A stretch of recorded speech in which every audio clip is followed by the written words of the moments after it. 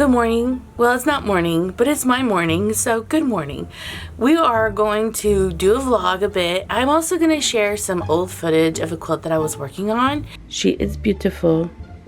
This is something that I'm going to have to straighten. Do you see how it's wavy and warped? I'm going to straighten that right now and make sure it's nice and straight. One way of fixing it is literally putting your hand on the seam and dragging your finger across, and since there's two seams, and putting pressure on the seam, and that kind of straightens it out. And also cat scratching.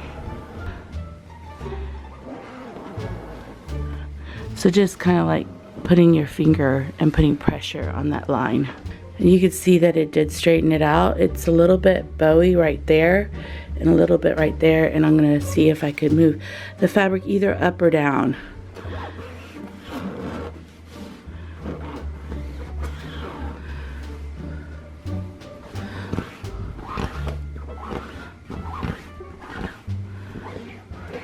This is the design the client chose. Good choice. Look how beautiful that looks. I also need to trim a quilt for a client. I have two of her quilts that I need to ship.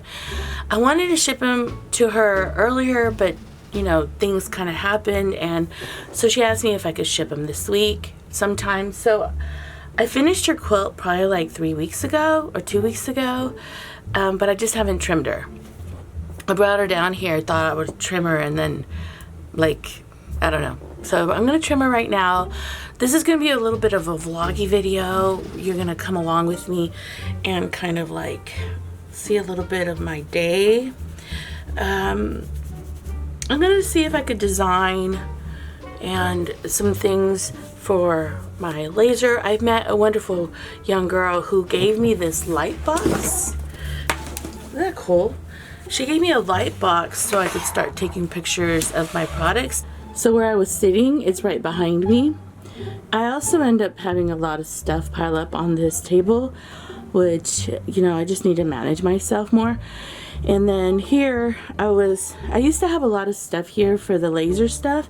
So like this is when I did the trade show. And I'm trying to kind of like figure out how I'm going to do all of this that I want to do. One of it's managing my space, and I don't need a lot of space to trim a quilt because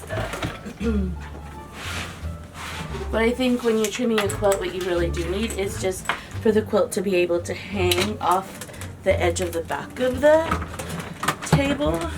So let me move all of this a bit. And I measure at least one edge.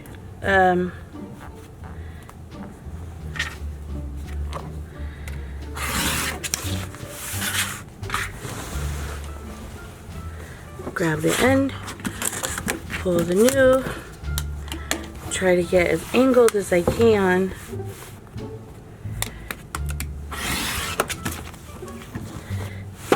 Move the fabric over.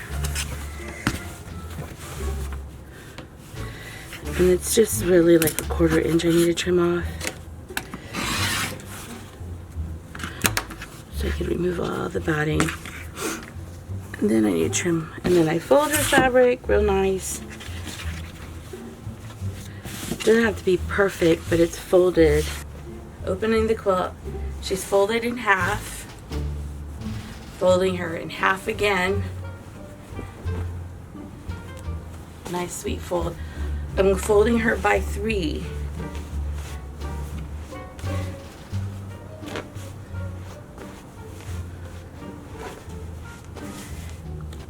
You see that? Fold her by 4, fold her by 3, and then on the live edge right here, I call that the live edge, roll her in.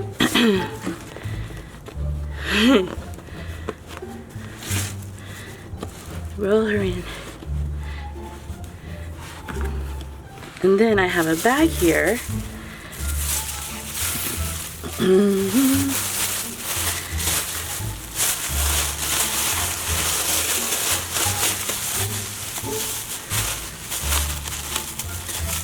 Bag here. Now she's in her little cocoon, and then we have the back. And then I can stuff her in. yeah, she'll close now. Look at that. Yes. Right? So I give my clients like little gifts. I buy these at Bath & Body. I wish I could take the price tag off. Personal and a quilting item. And I try to be kind of like, they're not expensive. So I'm gonna put this in the box and then I'm gonna put this in. And I'm gonna tape the heck out of this. I'm gonna tape this edge right here. Don't you hate it when you lose like the tail end and you have to pick it off? Kind of sucks when you do that. That's a little bit more secure.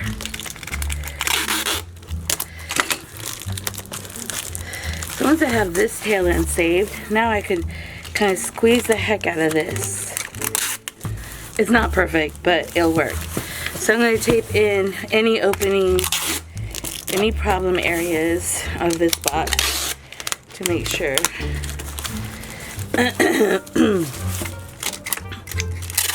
That she doesn't burst open in the middle of shipping. You know how I boxed up that package and I was supposed to ship it today? Well, I got in my car and I just left and I left the package in my house. So I'm gonna just go eat first and then go back to my house and ship it. How dumb is that? How dumb is that? So. All right, let's go. Do I forget? I do this a lot. Okay, so, oh, you want to see what I got at an estate sale? Look, I got one of these. It was sterling silver. It was pure black. It was all studded up because if you don't touch silver after a period of time, it turns black and gross. No one was interested in it, and this caught my attention. But imagine it all black and grimy looking. And it's sterling silver. I paid $10 for it. Love it. Let me go eat. Then I'm gonna go home and pick up my package. And then I'll ship it. And then I'll show you my jewelry that I polished. It took me all 8 hours to polish, but I love it. And all of this is sterling silver. And I think for this pendant, I only paid like $5. For these earrings, I paid $10.